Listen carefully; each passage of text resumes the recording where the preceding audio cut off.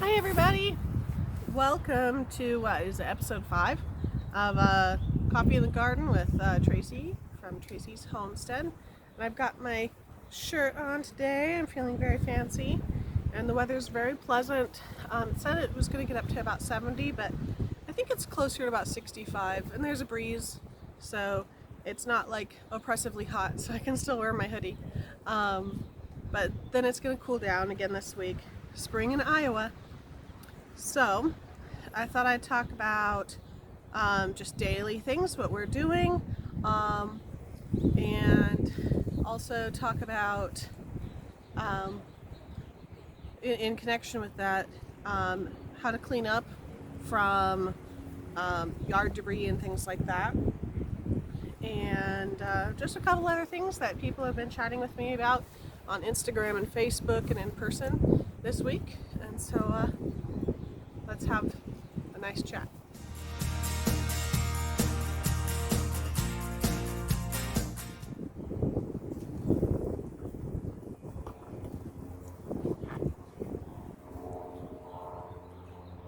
Alright, I'm going to start off by saying if you are looking for some good tools, make sure you get some of these. There's varieties of kinds. This one comes from Gardener Supply Company. My mom sent it to me, and it came in a pack with a sharpener and some scissors style. But either way, these are great for pruning off small branches and things.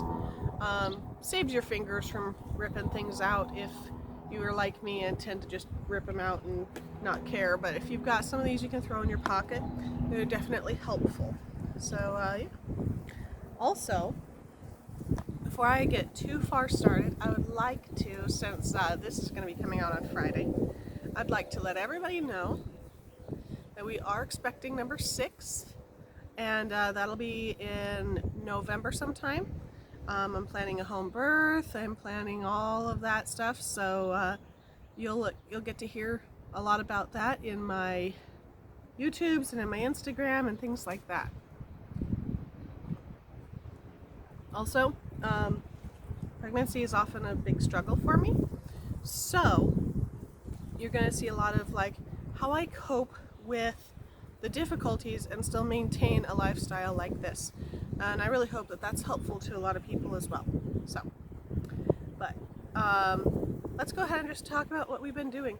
The weather's been very pleasant lately, and so I have been focusing so far on cleaning up our yards, mostly the back, although the front needed a little bit of tidying as well. We moved to this house a few years ago, about 3 years ago now, and the people who lived here prior to us were not outdoor people at all, and so they let the entire outdoors just completely go. No maintenance at all, and so it just kind of suffered. But the people that were here before them had done an excellent job. They had actually had gardens and chickens and things like that, and they had a compost bin, and so we find a whole lot of treasures from the second previous owners here, and we get to use them for all sorts of good things. I just found a whole stack of 2x12s under the shed, and I'm looking forward to maybe making a small, or not small, but like a narrow but long raised bed in the front of the house that I can plant wildflowers and things like that in, because I love wildflowers, and I think that would just be lovely in the front. So, but the thing is, since the people who lived here before us lived here, oh, I don't know, I want to say maybe 5 or 6 years, that was a lot of work that things would just get blown into the yard or piled in the yard, and so we had a lot of work ahead of us. Right kind of underneath me here, there was like a hill about 2 feet higher than where it is right now, and then the rest was sloped down because the weeds had grown so thick, and we had resurrection lilies, some people call them naked ladies, and they were so dense and so thick, and daffodils as well, that it was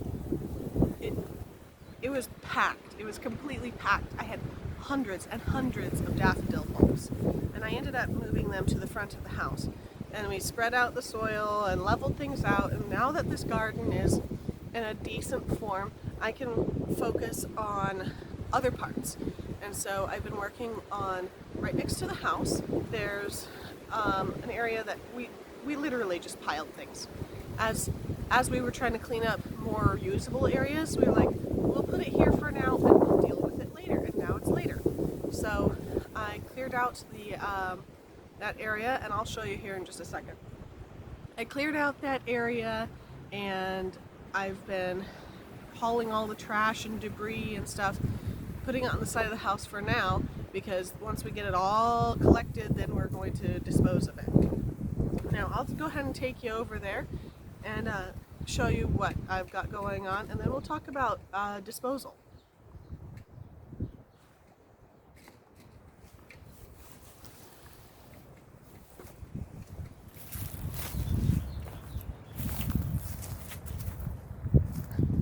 Alright, come on over, I'll show you what we've got. So this area was a whole lot of junk, and now what I've done is gotten it down to mostly the bare earth. And they have these boards that were here from a couple of owners ago, and I'm just like, well, we'll use that as a border. So my plan is to maybe add a little compost in there, because it is very clay soil. Then I'll use that little bit of weed fabric and anything else I have, and I'm going to set it up to be a lettuce and kale garden bed. There's a fly on my camera. So I've been having my kids do a lot of helping with hauling, and let me show you how much trash I've collected so far. You guys are going to be shocked, so, I mean, don't be shocked, but yes, you can be shocked. All of this was just hanging out. A lot was from us, but a lot was from before us too. So that's been my major thing this week, is getting this organized, because we're going to be getting some compost to kind of spread out through our big garden, and so I'm not really wanting to do too much except clean up the garden in here. So let's head on back, and I'll talk to you about disposal. Just gonna relax in the lovely sunshine here. So when it comes to disposing of the things in your yard, you kind of have to break it down into a couple categories, whether it's natural stuff that'll break down or just junk that's blown in or gotten left over winter, etc. Personally, like, what I like to do is get anything that I can possibly compost and add it to my compost bin, which is right over there.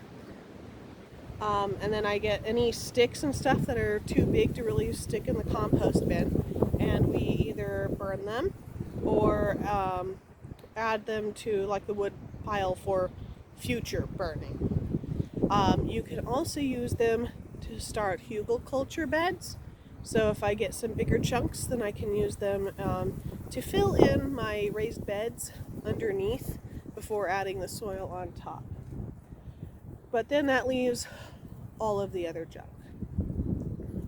Feed bags, soil bags, weed fabric, landscaping stuff, pots from plants, soda pop containers, broken toys, lots and lots of broken toys, rusted tools or pieces of tools. There are so many different things that you may need to clean up if your place requires a lot of work, like ours does. So there's a few different options. You can probably rent a dumpster for, so up here in Iowa, I can rent a dumpster for about $200 a day, including the dump fee. Somebody else said that they spent about $150. But I'm sure then it'll go up in other states as well too. So research that. But then you can just have them drop it off. You dump everything in there. Then they haul it away. They tell you what the dump fee was, and you finish by paying that. And there you go. Now that's a very efficient way of dealing with it. But to me that's a little bit costly. So I'm always looking for cheaper ways to do it. You can fit a lot of it into your normal trash pickup. Also, a lot of places have trash pickup that you can add bags to. You can pay an extra $1 for a big bag, and they'll pick it up extra. Or sometimes there's like yard debris pickups, but you got to make sure that you're getting rid of your yard debris, like the actual debris from your yard. They're not picking up plastic and tin cans. They're picking up the junk that you don't want, because they're going to be adding that to the compost. So you can take it to the regular trash collection or large item collection. And then another option is either taking something to the dump yourself or by hiring somebody to do it for you. Now, we do not have a pickup, and so we need to hire somebody if we choose to do that. And so we've done that a couple times. We've hired somebody to come and pick up our stuff and take it to the dump, and we pay the dump fee for that as well. It does work out to be a little cheaper than renting a dumpster, but it does mean that you have to maybe make a couple trips, or they have to make a couple trips. Another option that's kind of interesting is that some people make money by selling metal scraps that they pick up from homes, and if you've got people around town that are metal scrappers, you can offer them your metal and they'll pick it up for free usually, and depending on the quality of how much metal you have, you may be able to convince them and say, hey, you can have all my metal for scrap, but you also have to take this, that, the other thing and dump it for me. And if they feel like it's worth it, then it's worth it, and a little extra there. Another thing that some people do is burn piles or burn barrels. And I had kind of forgotten about this because up in Alaska, that's how we dealt with a lot of our trash, just our normal trash. But I had kind of forgotten about it because that's not something I do too much down here. But yeah, getting a 55-gallon drum, drilling a few holes in it for air, and putting just a little bit of lighter fluid on whatever flammable stuff you have in there.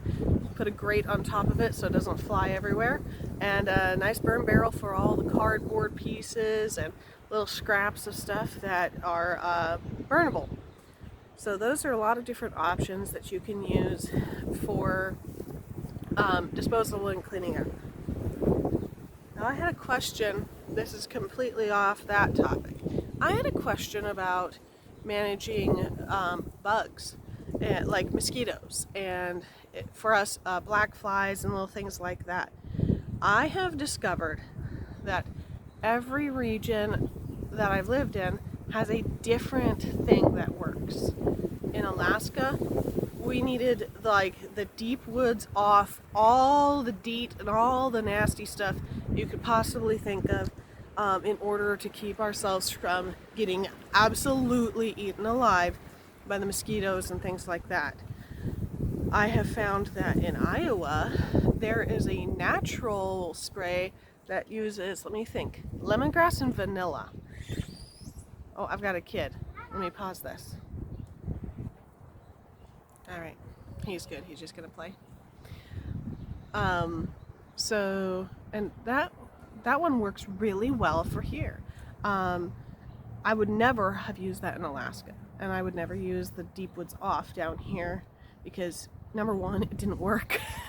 Every region has something that works, and I really do recommend just going to your like sporting goods section and even Walmart, honestly, or the local pharmacies and stuff like that, and see what kind of insect repellent they have on display, because usually what they have on display on those little displays is what people are buying the most of, and that means that that's going to work the best for you. And chat with other people who are gardening in your area, see what works best for them. There's definitely times of day that I avoid being in the garden. During the hottest time of the day, I'm actually not avoiding my garden because of the sun. I'm avoiding it because of the yellow jackets. The yellow jackets seem to get just really ticked off between like noon and 2, and then after that they're much more chill. So I tend to avoid being in the garden during that time because they're just mad. And there are going to be just some times when you just don't want to be in the garden. If that's dusk for you because of mosquitoes, then that's dusk for you, and you'll want to spend a different time out in your garden. So now when it comes to actual pests, I'm fighting them just as much as you guys are. Pests on food and stuff like that. Rough stuff. I learn a little bit more every year. We've tried ladybugs. Didn't really help. We've tried crop rotation. Hopefully that'll help this year because I'm going to be putting my squash in the front so that it's far away from where all the squash bugs and vine borers and beetles and all them. I get it from all angles on my squash. Hopefully the front yard will do better for that. So, and then let's see what else is going on in my corner of the round world. Oh, you know, here I'll show you what we did today. I'm on my way to help out a friend with her tree, and I'm bringing some farm fresh eggs and some other supplies. So let's go help them out.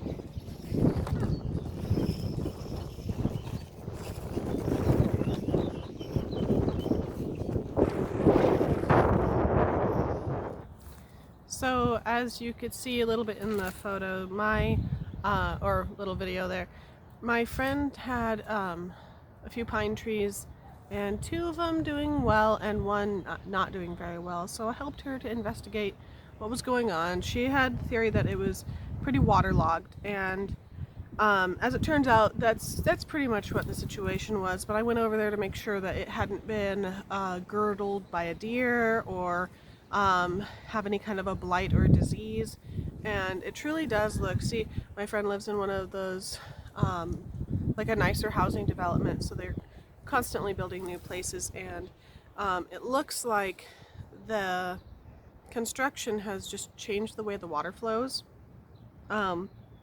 which means that her yard is just absolutely waterlogged. And while I was there, I showed her that the content of her soil is mostly clay, so that's going to be something to contend with as far as managing water flow and things like that. And my recommendations for her were that she dig around the tree, around the perimeter of the tree, about maybe 4 feet out from the trunk. The trees are about 5 years old. And replace as much soil, the clay soil, replace as much of the clay soil with a good draining soil, and that'll help. And then she can replant the grass over it. She could also plant things like hostas and ferns, anything low ground cover like that would help to absorb some water. And then I also, after looking at it a little bit longer, I thought to myself, oh, you know, a lot of people have those arbor vitae trees, the shrubberies in the front of their yards, and they do well, kind of, whether it's super wet or super dry, they do pretty well. So I suggested she may consider putting some arbor vitaes in between the her pine trees to kind of help block some of the wind, absorb some of the water, improve the soil, and it also gives her a little bit more privacy from her neighbors. So that was what I kind of went out and did today. So that was our little excursion.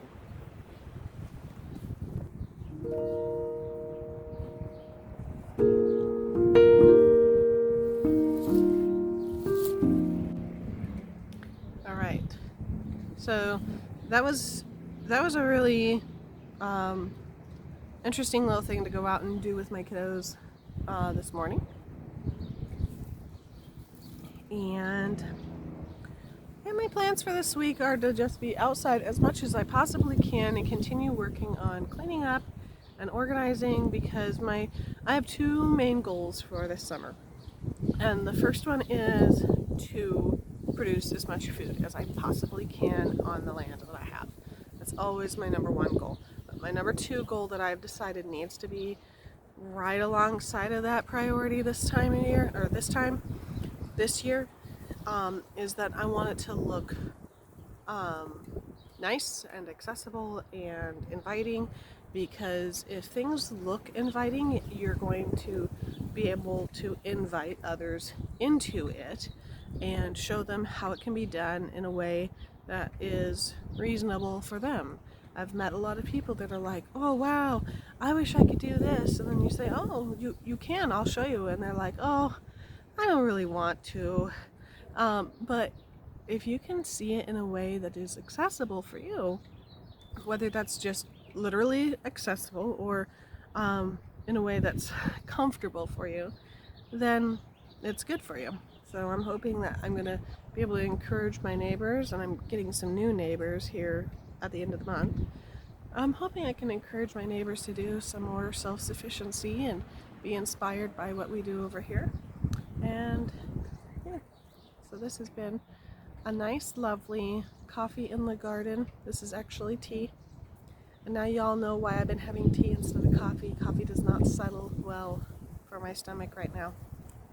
So some tea in the garden episode, and I hope that it's been educational and fun, and I will see y'all next week. Hopefully this weather holds out and I get to be in my nice, pleasant, warm garden with maybe a little bit more green next week. God bless you all, and I will see you later.